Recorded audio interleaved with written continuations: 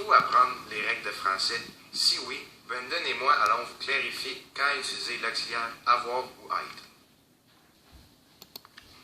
Premièrement, il existe l'auxiliaire être et il y a plusieurs façons de l'employer. On emploie l'auxiliaire être avec les verbes pronominaux.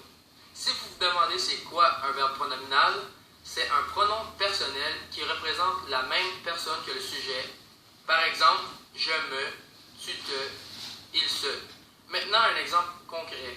Je me suis blessé. On peut apercevoir que dans cette phrase, je me est le pronom personnel, qui représente la même personne que le sujet. Donc, on doit obligatoirement employer l'auxiliaire être. On peut aussi l'employer avec les verbes qui expriment un mouvement ou une transformation.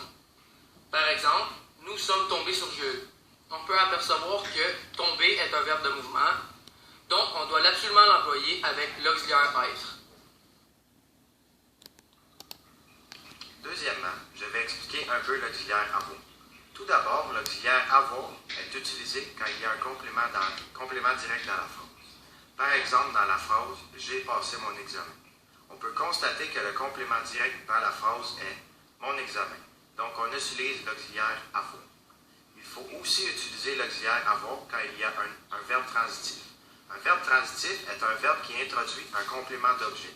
Par exemple, dans la phrase « Ces lapins ont rongé les carottes du potager ». On peut se demander « Ces lapins ont rongé quoi?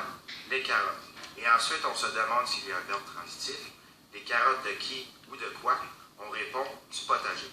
Donc, l'auxiliaire avoir doit être employé.